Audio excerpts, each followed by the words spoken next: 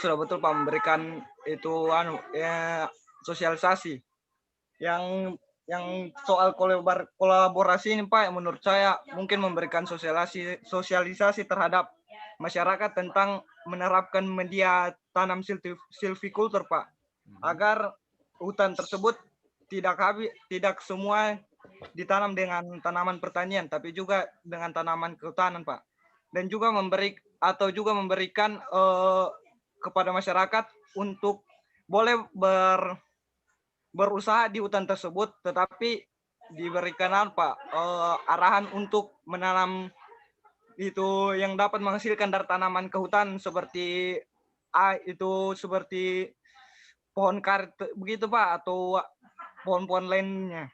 Terima kasih Pak. Baik. Jadi pada prinsipnya sosialisasi dan kolaborasi ya. Kolaborasi dalam artian meningkatkan kapasitas masyarakat ya.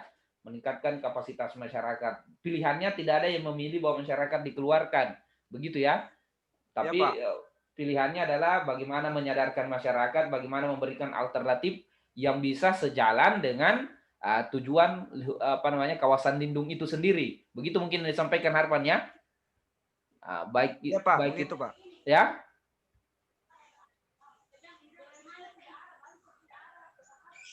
Seperti itu ya, baik itu melalui kegiatan penanaman jenis-jenis tanaman yang bisa mendukung fungsi kawasan hutan lindung.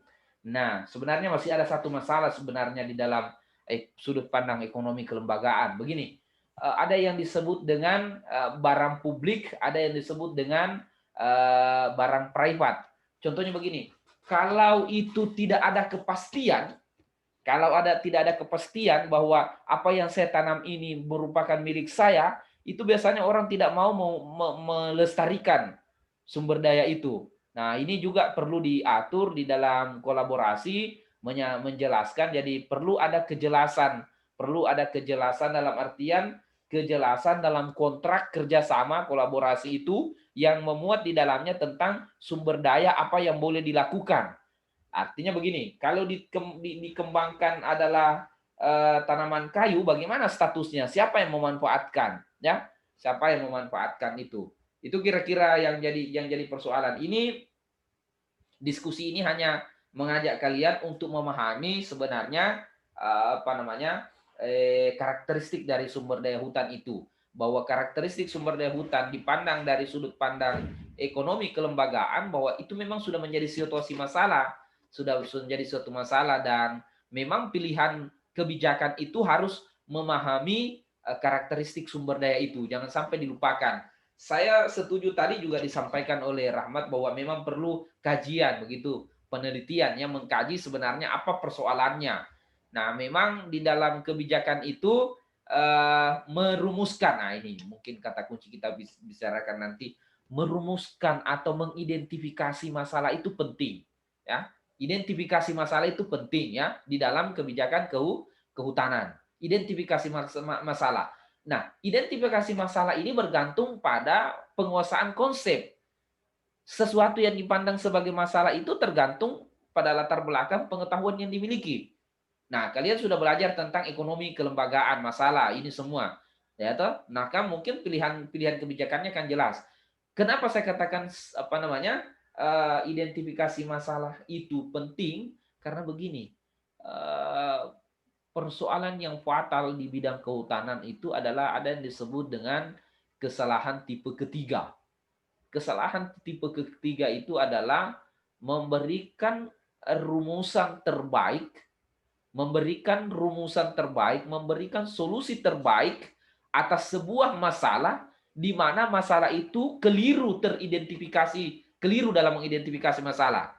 Itu disebut dengan tipe kesalahan ketiga. Kalau diibaratkan sama dengan dokter begini. Dokter ya toh, kalian pengelola itu kan hampir sama dengan dokter. Dokter memberikan resep yang paling ampuh, yang paling mujarab. Ya toh, resep yang paling ampuh, paling mujarab atas diagnosa penyakit yang atas diagnosa suatu penyakit yang keliru. Artinya begini, dokter itu keliru dia mendiagnosa penyakitnya. Lalu dia berikanlah obat yang paling mujarab. Apa yang terjadi? Pasien bagaimana? Pasien bisa mati. Yaitu dia kasih resep yang paling bagus. Yaitu katakan resepnya itu adalah, oh ternyata ini penyakit gula. Setelah ditelusuri, dia bukan penyakit gula, tetapi dia itu adalah penyakit hipertensi saja misalnya. Padahal resep penyakit gulanya itu paling ampuh. Nah, begitu juga di dalam kebijakan kehutanan. Memberikan rekomendasi pengelolaan hutan itu seolah-olah baik, ya, tetapi masalahnya dia tidak tahu. Apa masalahnya sebenarnya? Oleh karena itu, pemahaman atas masalah itu penting. Bagaimana memahami masalah itu? Ya, harus ditunjang dengan penguasaan ilmu pengetahuan dan ya khususnya pengetahuan di bidang kehutanan. Itu kira-kira ya. Jadi ini tadi sebenarnya diskusi ini hanya mau memberikan pemahaman kepada teman-teman, adik-adik sekalian untuk lebih memahami karakteristik masalah sumber daya hutan dipandang dari 4 sudut pandang ekonomi kelembagaan. High resolution cost, sulit mengeluarkan itu, inkompatibilitas dalam penggunaan, yaitu adalah tidak sesuai dengan aturan, maka perlu yang kolaborasi bicarakan bersama, ada eksternalitas dan surplus. Surplus itu adalah memang surplus ini maksudnya begini, nilai lahan yang tinggi. Jadi lahan yang mengalami alih fungsi itu adalah lahan-lahan yang punya nilai ekonomi yang tinggi. Tidak mungkin mengalami alih fungsi kalau tidak punya nilai lahan. Nah, itu juga penting untuk pengalokasian. Itu contoh, daerah yang di pinggir jalan, datar, ditetapkan sebagai kawasan lindung. Nah, itu pasti konflik itu. Pasti konflik itu anunya. Ketimbang dengan daerah yang curam sana tapi jauh, itu tidak ada konfliknya. Jadi itu merupakan karakteristik sumber daya. Oke, saya lanjutkan materi saya. Coba saya lihat.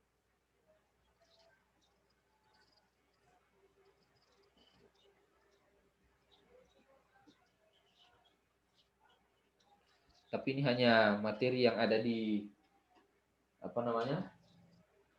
Tulisan ya.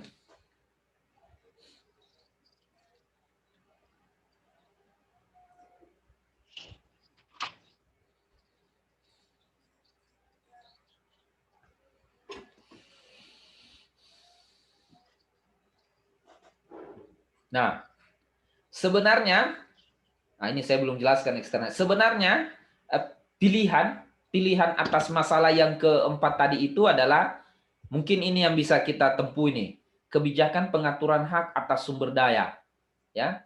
Jadi masyarakat itu tetapi ada hak-hak masyarakat yang diatur di situ itu, pengaturan hak masyarakat dalam pemanfaatan sumber daya hutan. Bagaimana itu masyarakat dilibatkan. Nah, masyarakat itu tidak bisa dilepaskan di dalam pemanfaatan sumber daya hutan, tinggal posisinya dia sebagai apa. Kita pandang dia sebagai apa. Nah, kalau berdasarkan teori kelembagaan, posisi masyarakat atau posisi para pihak terhadap sumber daya hutan itu bisa dilihat dari sekelompok hak yang dimiliki. Apakah masyarakat itu hanya sebagai pengguna, penyewa, pemilik terikat, atau dia pemilik, ya. Jadi itu. Nah, kalau dia pengguna maka dia hanya diberikan akses diberikan hak untuk mengakses dan memanfaatkan.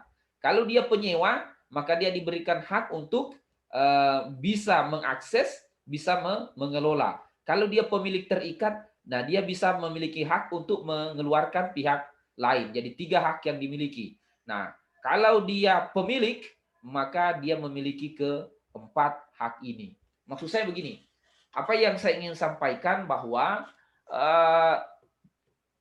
mungkin kita posisikan masyarakat itu pada posisi pemilik terikat, sehingga dia bisa memanfaatkan itu, dia bisa mengelola, termasuk bisa mengeluarkan. Mengeluarkan ini adalah mengeluarkan pihak lain. Nah, artinya begini, banyak contoh kasus di lapangan yang merusak hutan itu bukan masyarakat yang ada di desa itu, tetapi masyarakat yang berada di luar desa yang tidak memiliki tanggung jawab untuk kelestarian. Oleh karena itu memang menurut pilihan kebijakannya adalah penguatan kelembagaan di tingkat desa sehingga bukan hanya sebagai pengguna atau penyewa, tetapi dia adalah pemilik terikat. Nah, sehingga dia bisa mengelola lahan itu untuk tujuan-tujuan lindung juga dan memenuhi kebutuhan masyarakat dan juga bisa mengeluarkan pihak lain. Kenapa ini penting? Ini juga jadi persoalan ini. Hak mengeluarkan ini kadang kalau kita tidak, contoh begini, hak mengeluarkan itu bagaimana ya? Saya mau gambarkan ini. Ini agak sedikit awang-awang sedikit mata kuliah ini. Hak mengeluarkan itu begini.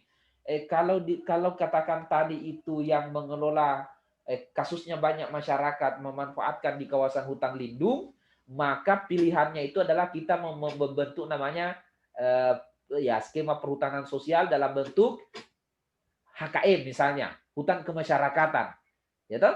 Hutan kemasyarakatan. Masyarakat diberikan akses memanfaatkan, masyarakat diberikan akses mengelola, masyarakat diberikan hak juga untuk mengeluarkan pihak lain. Tidak boleh ada masyarakat lain yang melakukan kegiatan perkebunan di situ.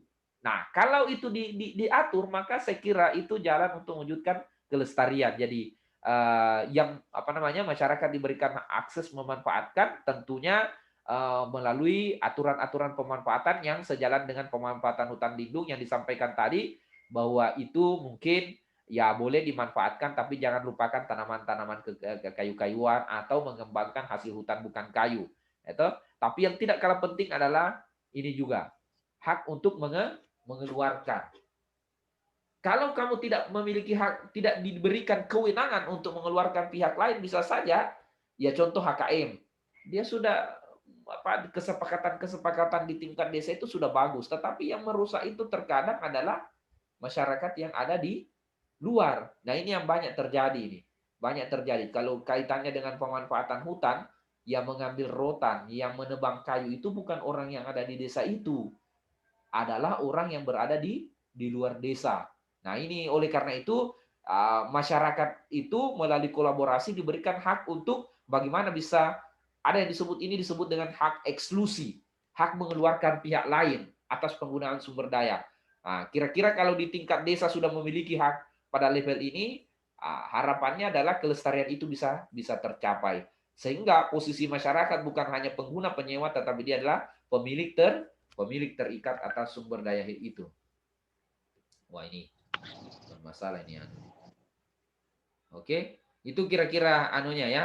Nah, mungkin sebenarnya ini agak berat kalau saya ada satu materi yang saya harus sampaikan sebelum sampai di sini sebenarnya. Kalau langsung ini yang saya sampaikan, apa namanya, agak nyambung dia. Ini, tidak apa-apa, mudah-mudahan bisa dijangkau. Nah, kalau ditinjau dari rejim ya, kalau ditinjau dari rejim kepemilikannya, sumber daya hutan itu dibagi menjadi ini, sumber daya hutan itu dibagi menjadi 1, 2, 3, 4, ada 5. Ditinjau dari kepemilikannya ya, siapa miliki. Ada yang disebut dengan pemilik pribadi, ya toh, pemilik pribadi. Yaitu contohnya adalah lahan milik pribadi, hutan rakyat. Nah, ini hutan rakyat ya. Apa masalahnya hutan rakyat itu? Nah, ini pemanfaatan menimbulkan eksternalitas, ini sulit untuk bekerja sama.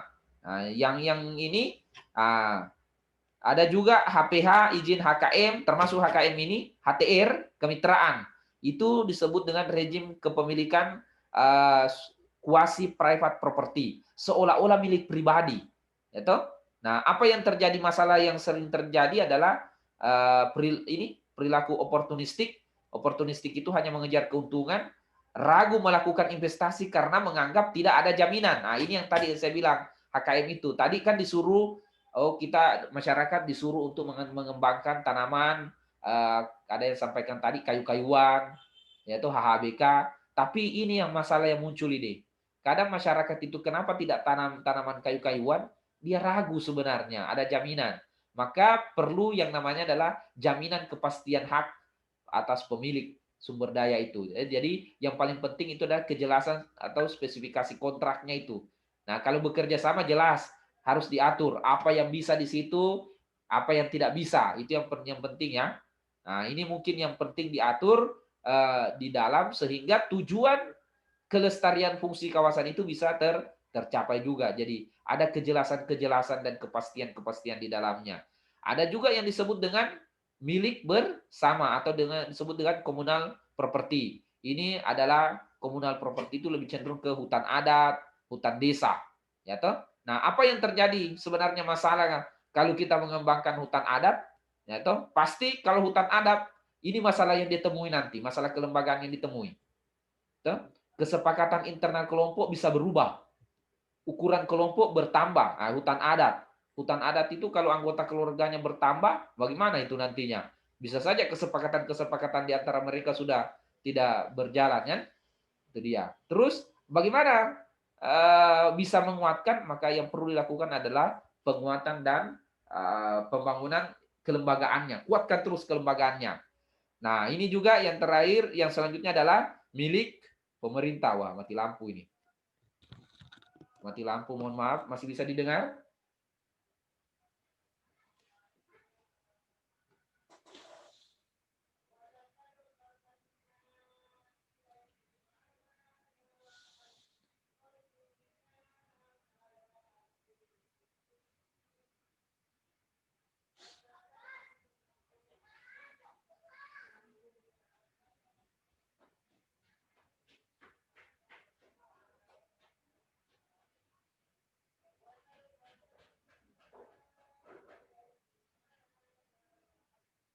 Nah.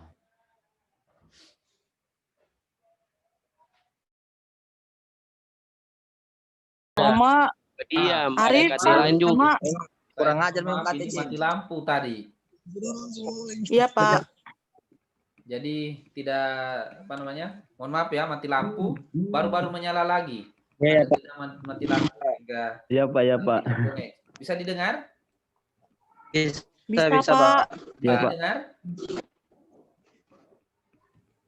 Apa bisa didengar? Bisa, Pak. bisa. Mati lampu. Bisa Pak, bisa. Ini juga lampu ini akhirnya kita bermasalah ya. Oke, tadi sampai di mana kita punya penjelasannya? Nah, ini tadi kita sudah jelaskan sedikit lagi. Kita jelaskan memang ini agak sedikit berat karena memang ada satu materi mestinya baru sampai di sini. Jadi saya ingin sampaikan begini ya, teman-teman mahasiswa harus memahami bahwa karakteristik sumber daya dan masalah dan kelestarian itu bisa dipengaruhi dari rezim kepemilikan hak. Jadi begini, tadi pilihannya itu adalah masyarakat. Nah, atas diskusi tadi itu dari beberapa yang menyarankan, saya kira sudah benar itu bahwa situasi masalah seperti itu perlu ada kerjasama, perlu ada kolaborasi. Nah, kalau kita berbicara tentang kerjasama kolaborasi, yang penting itu adalah pengaturan hak dalam sumber daya. Nah, ternyata pengaturan hak itu juga punya implikasi kalau kita pandang dari sisi kelembagaan. Tadi kita sudah bicara kalau itu adalah private property, diberikan hak milik pribadi saja itu, ini yang jadi persoalan, menimbulkan eksternalitas. Nah, ini yang jadi, nah pasti bukan itu pilihannya. Kalau dia mungkin pilihannya tadi itu adalah HKM, ya pilihannya HKM tadi, ya toh? Atau dia kemitraan. Nah, tapi apa masalah yang muncul kalau masalah tadi itu dipecahkan dengan melalui skema HKM atau skema kemitraan? Ini yang biasa terjadi. Masih muncul perilaku oportunistik, masyarakat itu ragu melakukan investasi karena menganggap tidak ada jaminan jangka panjang, sehingga yang paling penting adalah bagaimana menetapkan kejelasan dan spesifikasi dalam kontrak itu, ada jaminan kepastian hak dan pemilik sumber daya. Nah, kalau dia ditetapkan sebagai hutan adat atau hutan desa, ini yang juga terjadi ini. Kesepakatan internal kelompok bisa berubah, ukuran kelompok bisa bertambah. Sehingga apa yang perlu dilakukan adalah pembangunan dan penguatan institusi lokal. Kalau itu tetap dikelola milik, mungkin bukan ini ya, bukan misalnya ini. Kalau dia itu tetap milik negara, ya toh, oke, masyarakat tidak dilibatkan, pemerintah saja yang mengelola, ya toh. Nah, ini yang terjadi, biaya penegakannya mahal, dana terbatas, wilayah dan kapasitas pengelola terbatas. Ini yang jadi persoalan ini. Nah, ujung-ujungnya kalau semua ini tidak bisa diterapkan, ini yang terjadi, open access. Open access itu adalah ini yang terjadi, degradasi, kerusakan sumber daya, itu sumber daya milik negara rentan mengalami akses. Jadi ini yang terjadi ujung-ujungnya. Oleh karena itu, pilihannya itu adalah apakah dia pribadi atau dia bentuk seolah-olah milik pribadi, atau itu ditetapkan sebagai komunal, atau itu adalah milik umum, atau itu adalah tetap milik negara, tidak dilibatkan masyarakat, atau kita tiba pada pilihannya adalah akses terbuka. Tampaknya mungkin ini yang bisa diterapkan kalau menurut saya atas situasi masalah tadi. Setelah kita berdiskusi, dua ini barangkali yang bisa kita terapkan. Ya, apakah itu bisa dengan HKM atau kemitraan. Itu kita bermitra dengan masyarakat di situ, jangan kita bertentangan, kita kerjasama, apa yang bisa dikembangkan, yang untuk memenuhi kebutuhan hari-harinya, yang untuk kelestarian lingkungan seperti apa. Dua ini tampaknya menjadi pilihan tadi atas diskusi kita. Bukan HTR ya, HTR kan kayu. HKM dan kemitraan. Itu yang mungkin yang bisa diterapkan atas diskusi tadi, masalah yang diberikan itu. Ada yang mau menanggapi? Saya ujung-ujungnya dari diskusi itu, situasi masalah yang saya tampilkan itu adalah saya lebih cenderung ke dibanding dengan hanya sosialisasi saja, mau diberikan aturan, diberikan sanksi, saya lebih cenderung ke pengaturan hak masyarakat. Bagaimana masyarakat dilibatkan dalam pengolahan hutan meskipun masyarakat sudah ada yang merambah, maka yang penting adalah kemitraan. Ajak masyarakat untuk bermitra, bagaimana mewujudkan kelestarian di samping juga memenuhi kebutuhan masyarakat itu. Ada yang mau menanggapi? Ada yang punya pertanyaan atau apa? Saya persilakan kalau ada yang belum jelas. Khairul Aksan, Saya, Pak. Saya. Khairul Aksan, Ya, itu terima suaranya kasih, biasanya. Kita dengar suaraku, Pak.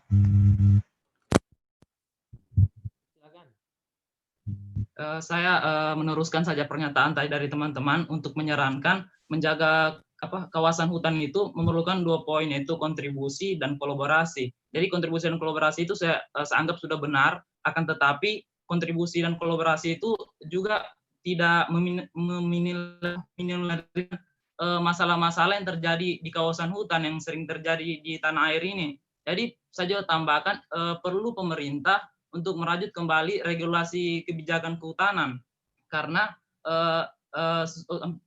untuk pemerintah bisa mendesak segera melakukan terobosan, khususnya dari sisi regulasi. Itu saja, Pak. Baik.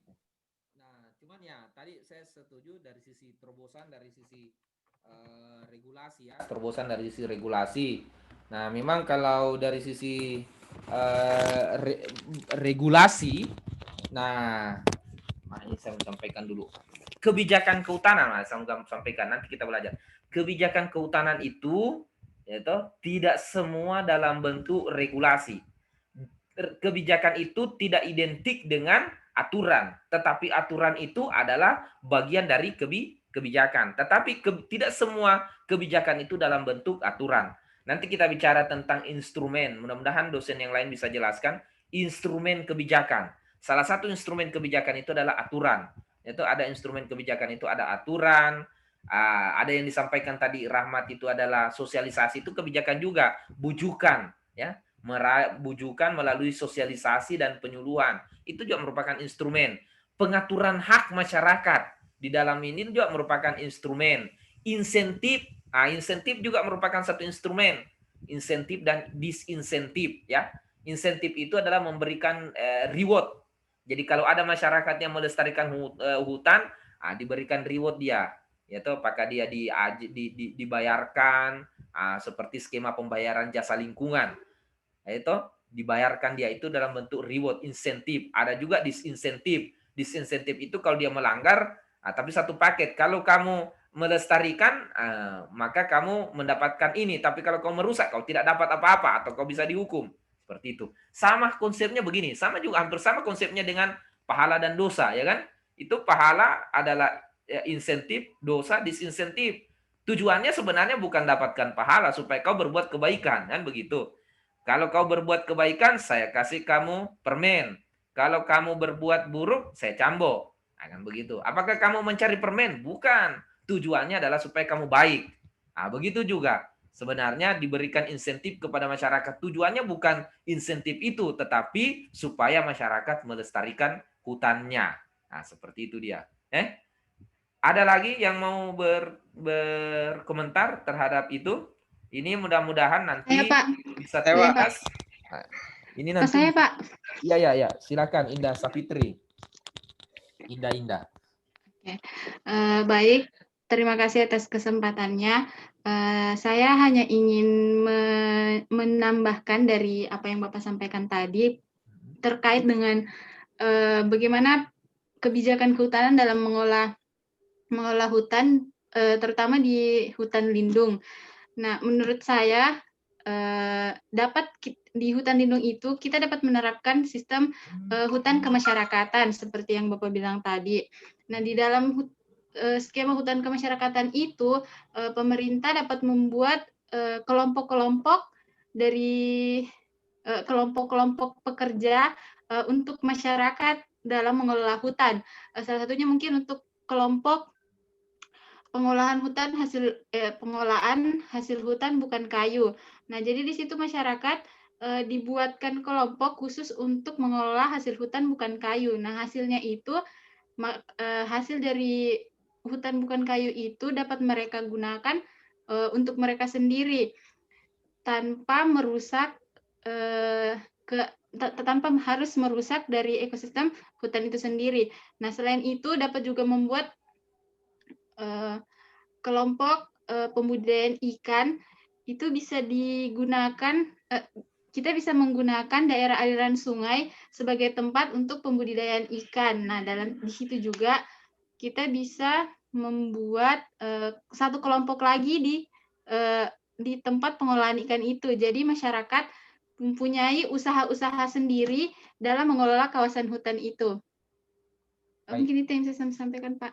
Baik, terima kasih banyak. Tampaknya kalian sudah berada di semester akhir ya. Semester terakhir semua, pemahaman kalian tentang kehutanan sudah bagus menurut saya. Memang ini penting pemahaman, yaitu pemahaman dan sudut pandang atau disebut dengan paradigma. Yaitu paradigma. Jadi melihat persoalan itu bergantung pada paradigma kita. Kalau dulu paradigma dulu memandang persoalan itu seolah-olah kalau ada masyarakat, oh ini sudah melanggar harus dikeluarkan. Ya, tapi paradigma pengolahan sekarang itu kan paradigma sosial forestry. Jadi bagaimana melibatkan masyarakat dalam pengolahan hutan. Fakta bahwa masyarakat itu sudah ada dalam kawasan hutan itu sebuah ya yang saya katakan tadi karakteristik dalam pengolahan sumber daya hutan, karakteristik sumber daya yang tidak bisa diabaikan. Oleh karena itu pilihannya adalah pilihan kolaborasi, kemitraan seperti itu yang di dalam pemanfaatan sumber daya hutan. Memang ya yang jadi kendala itu adalah sama hanya yang disampaikan oleh Indah Safitri tadi ya. Memang kita butuh terobosan. Ya, sama juga yang tadi disampaikan itu ada terobosan. Terobosan yang dimaksud adalah begini. Ada ya mungkin ini dari teman-teman teknologi yang belajar teknologi ya. Bagaimana bisa sumber daya hutan itu bisa menopang ekonomi masyarakat. Nah, seolah-olah dipandang kenapa hutan itu dikonversi karena memandang bahwa hutan itu untuk pemanfaatan hutannya nilainya itu rendah, lebih tinggi untuk dijadikan pertanian dan lain sebagainya.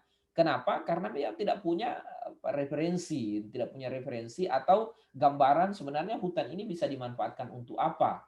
Nah, di samping sudah punya referensi, ada juga persoalan terkait dengan pemasaran. Nah, ini yang jadi persoalan juga, jadi banyak hasil-hasil hutan itu tetapi terkadang sulit dipasarkan seperti madu. Mereka sudah, misalnya pengelola sudah kerjasama mengembangkan HBK madu, tapi ujung-ujungnya madunya susah laku, aren misalnya, pemanfaatan aren. Nah, oleh karena itu memang ini harus terintegrasi bukan hanya di hulu, tetapi yang pasti yang saya ingin katakan keberhasilan dalam capaian pembelajaran ini adalah mahasiswa bisa memahami bahwa karakteristik sumber daya hutan itu penting dipertimbangkan di dalam merumuskan kebijakan atau pilihan-pilihan dalam pemanfaatan sumber daya hutan. Yang seperti tadi dikatakan itu bahwa tidak bisa diabaikan masyarakat. Pilihannya adalah melibatkan masyarakat dalam pengolahan hutan tergantung pada fungsinya. Kalau dia di fungsi kawasan hutan lindung, pilihannya hanya dua. Adalah HKM atau kemitraan. Karena tidak mungkin di kawasan hutan lindung ada HTR. Ya toh, tidak bisa ada di situ itu. Nah, bisa juga sebenarnya hutan desa. Tapi kan kasusnya ini adalah kasus kasuistik yang bagaimana menyelesaikan masyarakat itu sendiri. Oleh karena itu, ya pendekatannya adalah pendekatan kelompok. Ya toh, seperti itu kira-kira. Saya kira itu ada lagi? Saya, Pak. Ya. Begini Pak, ini dulu semata-mata cuma pendapat saya sendiri. Begini Pak, saya ambil studi kasus mengenai kasus yang Bapak tadi berikan di itu Pak, di Poso Pesisir.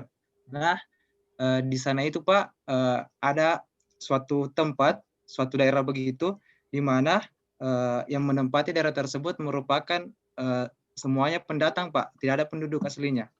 Nah, di mana daerah tersebut merupakan hampir dikatakan sudah sekitar ratusan hektar, Pak, itu jadi lahan kebun coklat begitu. Ya. Nah, di mana lahan kebun coklat itu merupakan sudah jadi milik pribadi mereka. Kan berdasarkan kasus yang tadi Bapak berikan, yaitu apabila masyarakat misalnya ingin dipindahkan atau diapakan dari hutan tersebut, nah beberapa tahun terakhir di sana itu Pak ada gencar mengenai masalah terorisme. Nah, di mana pada masyarakat yang tinggal pada daerah tersebut merasa tidak nyaman, terancam atau tidak aman begitu Pak. Jadi di daerah tersebut yang memiliki kebun atau daerah yang kebunnya sudah banyak sekitar ratusan hektar begitu, sudah banyak masyarakat yang mulai meninggalkan tempat tersebut dan kembali ke daerah mereka masing-masing. Di mana Pak, kalau saya sangkut pautkan tadi dengan pertanyaan yang Bapak berikan kepada kami mengenai apabila pemerintah ingin mengeluarkan masyarakat dari daerah tersebut, menurut saya kalau disangkut pautkan dengan masalah terorisme tadi tersebut, Pak, menurut saya kalau dihubungkan dengan masalah politik kehutanan begitu ingin mengeluarkan masyarakat, menurut saya Pak, pemerintah berhasil karena daerah tersebut masyarakatnya sudah hampir 70% sudah meninggalkan tempat tersebut dan kembali ke daerah mereka masing-masing. Dan itu Pak, jadi kan rata-rata juga di kebunnya di sana Pak, di sekitar aliran sungai. Jadi setiap aliran sungai itu hampir ada kebun coklat begitu. Tapi 1 tahun terakhir ini Pak, masyarakatnya di sana sudah banyak yang pulang ke daerahnya masing-masing Pak. Dan hutan tersebut sudah tidak ada lagi yang kelola Pak. Jadi seperti lagi sedia kala begitu. Jadi menurut itu sedikit pendapat saya, cuma pendapat pribadi. Terima Oke, kasih Pak. baik. Ya, itu kan faktor lain yang menyebabkan situasi di kota. Tapi kan kalau kita berbicara hitung-hitungan ekonomi, itu lebih besar kerusakan itu sebenarnya karena konflik itu sendiri ya. Lebih besar konflik di kasus di Poso itu, dan saya kira itu tidak bisa dijadikan sebagai solusi untuk menyelesaikan persoalan di kota, atau masa kita buat ciptakan konflik agar masyarakat keluar dari itu. Saya kira itu Iya Pak, tidak ini Pak, kasuistis mungkin ya. cuma pandangan saya Ya, pribadi ya, begitu Pak. ya. Memang begini, kenapa itu bisa terjadi itu kan karena apa namanya, ya yang di nanti kalau kita lihat di HKM itu bisa berjalan itu karena satu adanya jaminan kepastian. Ya, toh kalau tidak ada jaminan kepastian, nah mungkin juga tidak bisa berjalan itu, ya. Jadi itu penyebabnya, dan saya kira memang tidak bisa dijadikan sebagai patokan untuk menyelesaikan persoalan karena itu kasus yang tidak diinginkan sebenarnya. Memang impact-nya memang sama halnya sekarang ini kan isu terorisme yang ada di Poso, khususnya sekarang di sekitar Gunung Tinombala ya. Itu kan orang sudah tidak ada yang berani masuk di dalam itu. Tidak ada orang yang pergi cari damar lagi, so tidak ada lagi yang mau pergi ambil, dia takut dia. Tapi kan apakah kita menginginkan masyarakat menderita? Tujuan pengolahan hutan itu sebenarnya apa? Ujung-ujung dari pengolahan hutan itu apa? Yaitu apakah hutan lestari saja begitu? Saya kira tidak juga, bahwa pengolahan hutan itu adalah untuk memberikan kesejahteraan bagi masyarakat. Tetapi kalau hutannya lestari, lalu masyarakatnya tidak sejahtera, mungkin keliru juga itu anunya ya. Jadi sama halnya di kasus terorisme di Gunung Tinombala sekarang, ya memang hutan aman sekarang, tapi kasihan masyarakat juga tidak ada sumber pendapatannya, mau ke kebun saja takut. Nah, juga itu tidak bisa dijadikan sebagai pilihan untuk menyelesaikan masalah. Ya toh, seperti itu menurut saya. Oke, ada lagi? Kalau tidak ada, saya ambil absen dulu. Kita bagi absen di sini ini. Kita ambil absen dulu ya.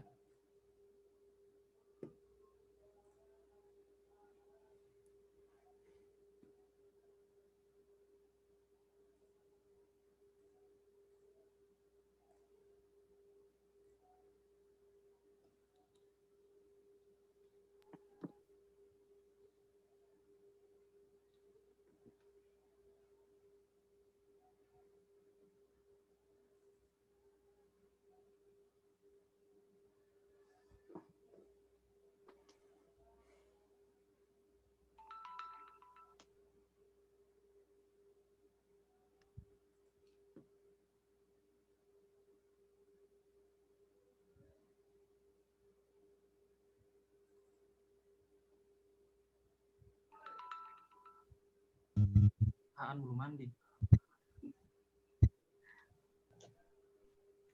Pak, saya bisa bertanya? Ya, silakan. Sambil saya edarkan absen, silakan. Begini Pak, bagaimana kalau seumpamanya titik permasalahannya itu ada pada pemerintah? Contohnya? Contohnya seperti ini. Contohnya seperti ini, dalam suatu kawasan hutan lindung ada beberapa masyarakat yang ingin membentuk membentuk hutan kemasyarakatan di dalam hutan lindung itu. Tapi pemerintah kayak mempersulit memberikan izin kepada kepada sekelompok masyarakat itu. Sementara di belahan hutan lindung yang lain, masyarakat di sana bisa mengelola hutan itu tanpa ada teguran, tanpa ada penyuluhan dari pemerintah atau seperti gimana ya? Bahkan mereka diberikan akses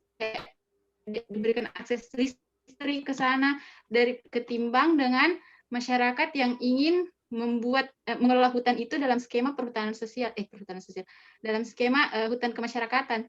Seperti itu bagaimana Pak? Ya, ini lagi penyakitnya bukan di masyarakat begitu ya, penyakitnya ada di pemerintah. Bagaimana mengatasi itu? Nanti kita kuliah di mata kuliah tata kelola kehutanan, ya. Kita kuliah nanti di mata kuliah kalau kita lihat ini, tapi mungkin mudah-mudahan dosen yang lain bisa jelaskan mana RPS ini. Nah. Sebenarnya mudah-mudahan bisa saya jelaskan nanti di pertemuan sebentar dulu. Di pertemuan ke-7 itu kita akan bicara tentang modal sosial ya. Modal sosial. Modal sosial itu termasuk di dalamnya adalah kepercayaan. Gitu. Nah, ini nanti saya jawab itu. Ini tujuannya adalah siapa yang diberikan izin HKM dan lain sebagainya itu adalah kelompok masyarakat yang memiliki modal sosial yang kuat. Apa itu komponen-komponen modal sosial, baik itu kepercayaan, jaringan, dan kapasitas kelembagaan. Nah, itu kira-kira anunya. Nah, kasusnya tadi itu masyarakat tidak mau bukan masyarakat, pemerintah yang tidak proaktif memberikan izin sementara masyarakat sudah bermohon. Bagaimana mengatasinya itu? Pilihannya itu adalah yang harus kita dorong ke depannya adalah ini. Yang kita harus dorong ke depannya adalah ini, tata kelola kehutanan yang baik. Nah, ini yang harus didengung-dengungkan, nanti mudah-mudahan bisa menjelaskan tata kelola kehutanan yang baik. Tata kelola kehutanan yang baik itu adalah bagaimana pemerintah itu memberikan pelayanan yang baik melalui tata kelola yang baik. Apa itu tata kelola kehutanan yang baik? Nanti kita belajar tentang transparansi, partisipasi, akuntabilitas, dan lain sebagainya. Oleh karena itu, kelembagaan pemerintah dalam hal ini itu harus terbuka. Kelembagaan pemerintah harus akuntabel. Kelembagaan pemerintah harus partisipatif. Nah, itu jadi perlu keterlibatan publik untuk menilai bagaimana kinerja daripada pemerintah. Karena kalau tidak bisa saja terjadi penyalahgunaan kewenangan. Contoh misalnya terjadi kewenangan itu yang tadi disampaikan itu misalnya kasus di pertambangan.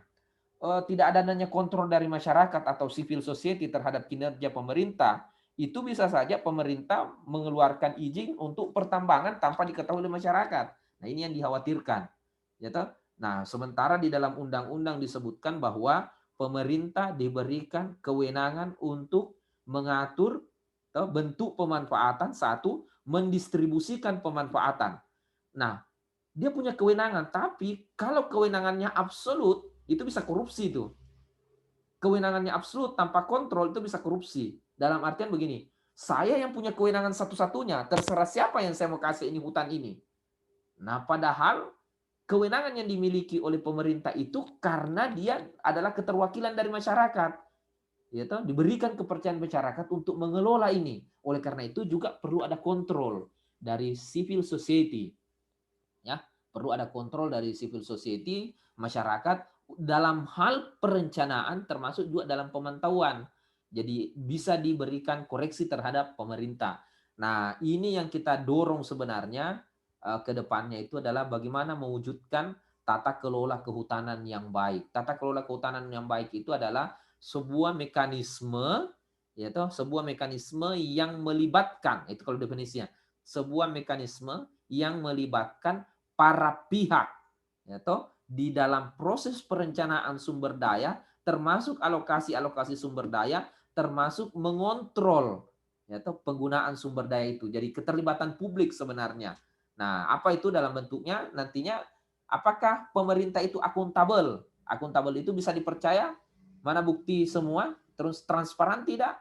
Yaitu partisipatif tidak? Jangan sampai membuat kebijakan yang tertutup. Nah, yang katakan tadi itu, di tempat lain dikasih fasilitas, padahal itu di kawasan hutan. Ada juga di tempat lain dikasih hutan, dikasih sama perusahaan tambang, masyarakat tidak dapat bagian. Nah, disinilah pentingnya good forestry governance, atau kalau bahasa anunya dia good governance sebenarnya. Kalau di bidang kehutanan itu adalah good forestry governance, tata kelola kehutanan yang baik. Di mana indikator-indikatornya itu adalah kalau saya tidak keliru itu ada 9 atau berapa indikator yang memuat di dalamnya transparansi, akuntabilitas, penegakan hukum yang berkeadilan. Ada berapa itu? Saya tidak hafal semua. Itu yang bisa dilakukan. Itu yang bisa dilakukan. Tidak ada pilihan menurut saya, karena yang menjadi persoalan ketika absolute power kewenangannya itu tend to corrupt sebenarnya. Ya, terjadi kalau kewenangannya absolut tidak bisa dikendalikan, ya seenak-enaknya dia. Ini saya mau kasih, ya ini tak usah.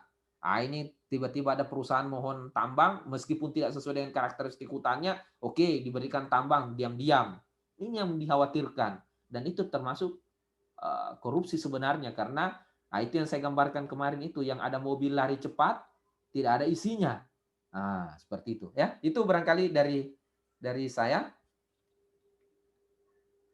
Ada lagi? Kalau tidak ada, absen tolong diisi ya. Sudah tidak ada? Ahmad Dwi, bagaimana? Pak. Bagaimana, Dek? Ya Pak, saya ingin bertanya. Oke. Ahmad, silakan.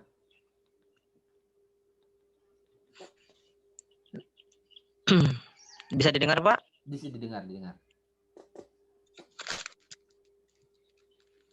Yang ingin saya tanyakan itu Pak, kan kemarin itu kan ada tugas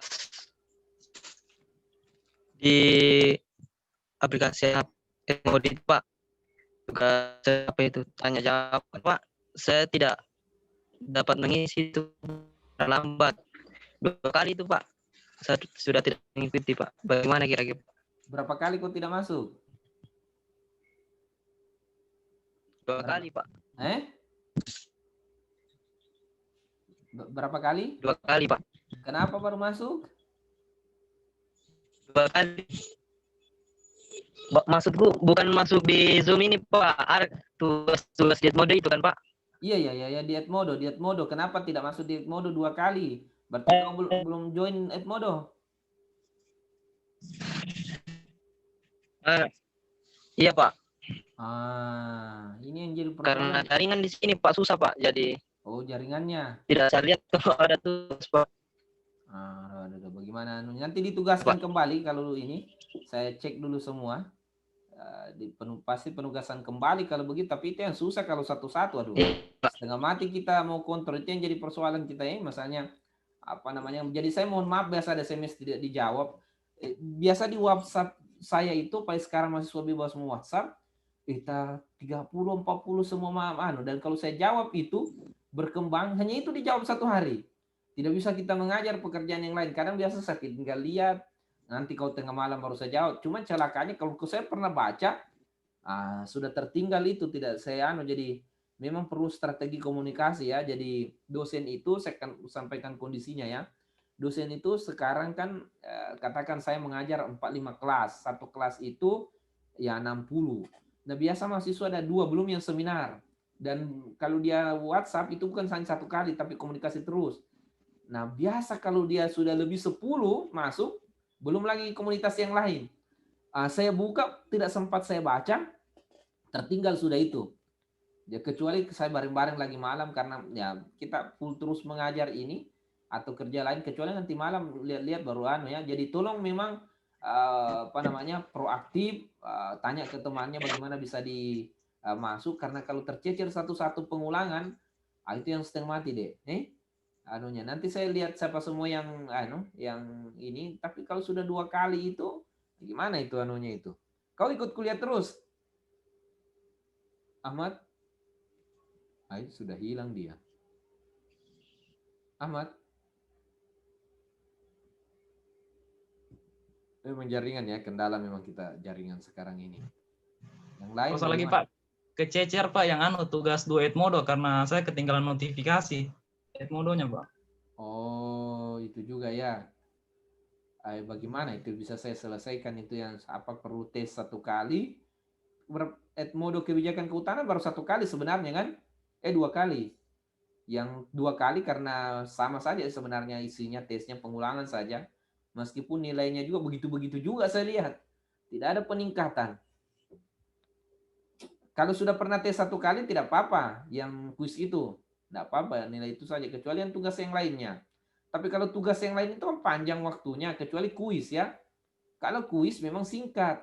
Kalau tugas kayaknya panjang saya kasih waktu itu. Begitu ya. Bagaimana ini? Nanti komunikasinya tetap di saja, tetap di mana? Di WhatsApp, di WA group ya. WA group komunikasinya kalau ada hal-hal begitu. Jangan di Japri.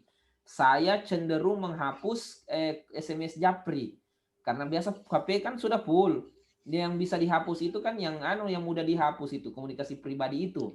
Kalau WhatsApp tidak mungkin, jarang biasa saya hapus karena dia minta pertanyaan itu kan harus masuk ke grup WhatsApp kita. Kalau komunikasi pribadi, itu yang biasa. Cuman ya penyakitnya lagi saya kalau WhatsApp biasa tidak respon cepat. Itu dia. Kalau WhatsApp saya 1 hari itu mungkin ada 1000 WA masuk itu. Ini juga memang kendala ini. Bagaimana strategi komunikasi ini di era revolusi industri sekarang ini memang butuh strategi komunikasi, tanggap kita ya. Memang kendalanya kita ini begitu, apalagi mungkin kasihan juga yang di daerah saya maklumi jaringan. Kalau jaringan tidak bagus itu emosi waduh setengah mati itu. Kita mau kuliah tiba-tiba jaringan tidak mau dibeli jaringan juga tidak bisa. Nah, ya. Begitu ya, nanti kita lihat anunya ya. Nanti kita lihat komunikasi di saja, di Edmodo saja, sampaikan di Edmodo karena kalau di Edmodo terekam. Kalau di Japri ke WhatsApp saya hapus itu biasanya full memori. Di WhatsApp saja komunikasinya, sampaikan di WhatsApp itu saja ininya. Komentari tugasnya bisa juga begitu supaya bisa kita tugas. Kalau ada waktu luang saya melihat bisa saya tugaskan kembali. Jangan di Japri. Kalau di Japri terlewat biasa. Saya tidak sempat, misalnya saya baca, itu kan butuh waktu saya buka Edmodo. Tapi kalau saya tidak buka Edmodo, saya sudah baca WhatsAppmu, berikutnya saya sudah lupa itu. Tapi kalau di Edmodo ada waktu saya di Edmodo kan saya lihat komunikasi semua. Oke, itu saja barangkali dalam pertemuan ini. Silakan, saya kira sudah isi absen semua. Kita pertemuan berikutnya lagi. Terima kasih banyak atas partisipasinya.